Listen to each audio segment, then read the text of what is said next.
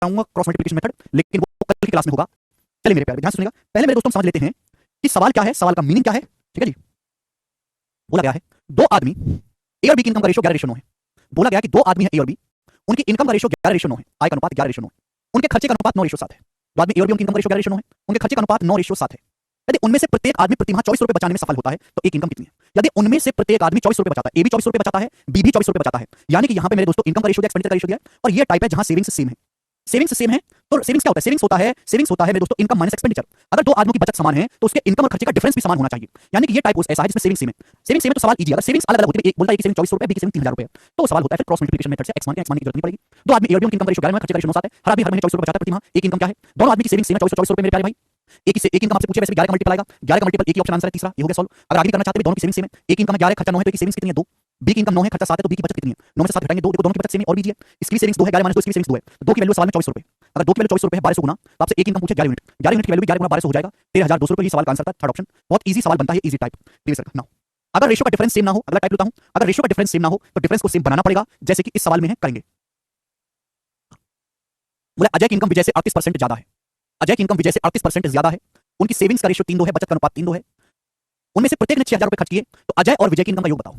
अजय की इनकम विजय से 38% ज्यादा है, 38% की फ्रैक्शन वैल्यू होती है 19/50, 38/4। अजय की इनकम विजय से 38% ज्यादा है, यानी कि विजय की इनकम 50 है तो अजय की 19 ज्यादा है, 69। आप बोलोगे हाँ जी सर बिल्कुल सही। उनमें से प्रत्येक ने 6000 रुपए खर्च किए, लाइन क्रूशियल है कि दोनों का खर्चा सेम है, अजय ने भी विजय ने भी, दोनों ने प्रत्येक ने 6000 रुपए खर्च किए, दोनों का एक्सपेंडिचर सेम है। अगर एक्सपेंडिचर सेम, एक्सपेंडिचर होता है इनकम माइनस बचत, तो इनकम और बचत का डिफरेंस भी सेम होना चाहिए, या इनकम और बचत का डिफरेंस 66 है या 48 है, डिफरेंस तो सेम नहीं है। जब डिफरेंस सेम नहीं है तो डिफरेंस को सेम बनाना पड़ेगा। अभी डिफरेंस को सेम बनाना पड़ेगा, हमने क्या बताया? अगर डिफरेंस को सेम बनाना है, रेशियो के डिफरेंस को सेम बनाना है, तो डिफरेंस से रिवर्स मल्टीप्लाई कर दो। यहां क्या है? 3 और 1 का डिफरेंस, 16 और 50 में 19 का गैप है, 16 और 50 में 19 का गैप है, 3 और 2 के बीच में 1 का गैप है, तो ऊपर तो 1 से गुणा कर दो, ऊपर 1 से गुणा कर दो मेरे प्यारे भाई, नीचे 19 से गुणा कर दो, 19 से। तो जैसे आप नीचे 19 से गुणा करेंगे हो जाएगा 19 3 57, 19 दूनी 38, 19 3 57, 19 दूनी 38। अब अगर आप गौर से देखें मेरे प्यारे भाई, एक इनकम 69 है, बचत है 57, तो एक का खर्चा कितना है दोस्तों? 9 में 7 किया तो 6 से 12, एक का खर्चा 12 है। बी विजय की इनकम 50 है, बचत है 38, तो खर्चा कितना है? 50 में से 38 घटाइए 12, दोनों का डिफरेंस बराबर हो गया, इसका भी खर्चा 12 हो गया, इसमें से घटाइए, इसका भी खर्चा 12 हो गया, और दोनों का खर्चा है कितना? 6000 रुपए। तो 12 की वैल्यू 6000 रुपए, कितने गुना? 500 गुना, 12 60।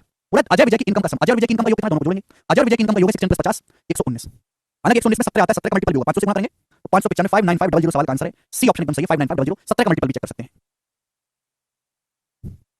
ठीक है, आगे चलिए अगला सवाल।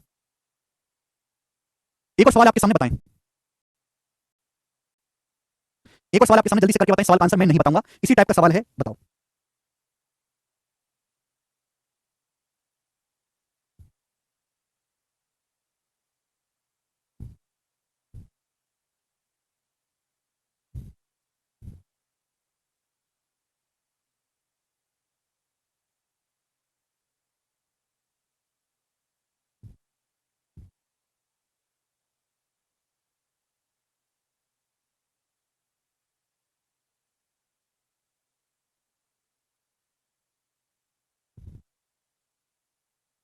बट सर जब सेविंग सेम ना हो फिर क्या करें? सेविंग सेम ना हो तो उसके लिए क्रॉस मल्टीप्लिकेशन मेथड लगेगा, मैं आपको अगली क्लास में बताऊंगा। देखो ये सवाल ऐसा बिल्कुल उसमें होना चाहिए, इनकम का रेशियो 7:4 है, खर्चे का रेशियो 3 है, इनकम का रेशियो 7:4 है, खर्चों का रेशियो 3 है, हर आदमी 48 रुपए की बचत करता है, उनकी मंथली इनकम का योग, मंथली इनकम का योग 7:4 11 11 का मल्टीपल होगा, ये आंसर है, मतलब ये 11 का मल्टीपल सॉल्व करना पड़ेगा। यहाँ 2 का गैप है, यहाँ 3 का गैप है, नीचे 3 से गुणा, ऊपर 2 से गुणा। ठीक है भाई, अब देखो 14 है, -9 5 हो गया, लेकिन बी का खर्चा क्या? 8 8 -3 5 हो गया, 5 किलो 48 रुपए है, 960 गुना, ए और बी की इनकम का योग क्या? ए और बी की इनकम का योग 7 दूनी 14 है, +8 22 22 22 के लिए 960 गुना होगा, 0 के बाद 2 आएगा, ये आंसर है, 11 से नहीं कटता मेरे दोस्तों, ये आंसर है। इतना जल्दी होना चाहिए पेपर में। ठीक, चलिए कहानी खत्म, आज इतना ही, बाकी कल बाय।